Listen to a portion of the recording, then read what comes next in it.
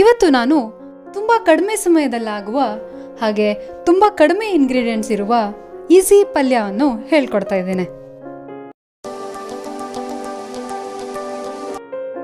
ಅದರ ಹೆಸರೇ ಕ್ಯಾಬೇಜ್ ಪಲ್ಯ. ಸರಿ, ಇದನ್ನು ಮಾಡೋದಕ್ಕೆ ಇಂಗ್ರೀಡಿಯೆಂಟ್ಸ್ ಏನೇನು ಬೇಕಂತ ನೋಡೋಣ.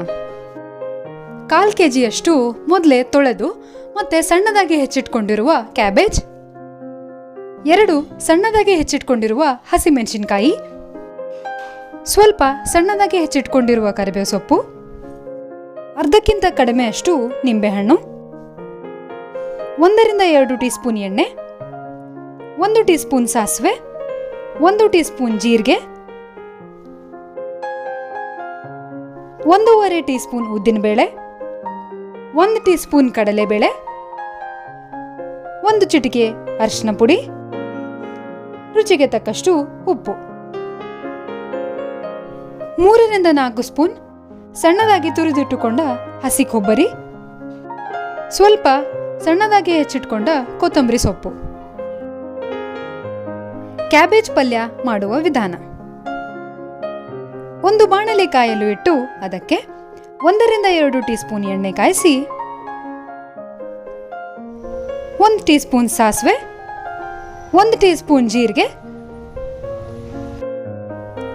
ಇದು ಚಟಪಟ ಅಂದ ನಂತರ 1.5 ಟೀ ಸ್ಪೂನ್ ಉದ್ದಿನಬೇಳೆ, 1 ಟೀ ಸ್ಪೂನ್ ಕಡಲೆಬೇಳೆ ಹಾಕಿ ಕಂದು ಬಣ್ಣ ಬರುವವರೆಗೂ ತಾಳಿಸಿ.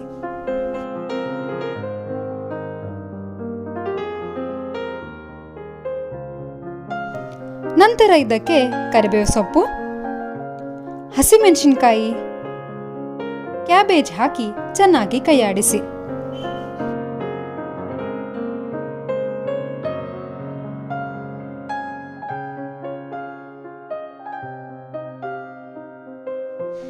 ಆಮೇಲೆ ಮುಚ್ಚಳ ಮುಚ್ಚಿ ಚೆನ್ನಾಗಿ ಬೇಯಲು ಬಿಡಿ. ಸ್ವಲ್ಪ ಬೆಂದ ನಂತರ ಮುಚ್ಚಳ ತೆಗೆದು ರುಚಿಗೆ ತಕ್ಕಷ್ಟು ಉಪ್ಪು, 1 ಚಿಟಿಕೆ ಅರಿಶಿನ ಪುಡಿ ಹಾಕಿ ಮತ್ತೆ ಮಿಕ್ಸ್ ಮಾಡಿ.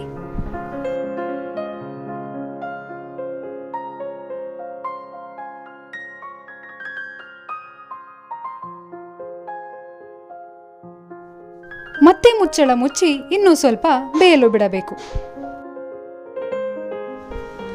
2 ರಿಂದ 3 ನಿಮಿಷ ಆದಮೇಲೆ ಮುಚ್ಚಳ ತೆಗೆದು ಅದಕ್ಕೆ ಹಸಿ ಕೊಬ್ಬರಿ, ಸ್ವಲ್ಪ ಕೊತ್ತಂಬರಿ ಸೊಪ್ಪು, ಕೊನೆಯಲ್ಲಿ ನಿಂಬೆ ರಸ ಹಾಕಿ ಕಲಸಿದರೆ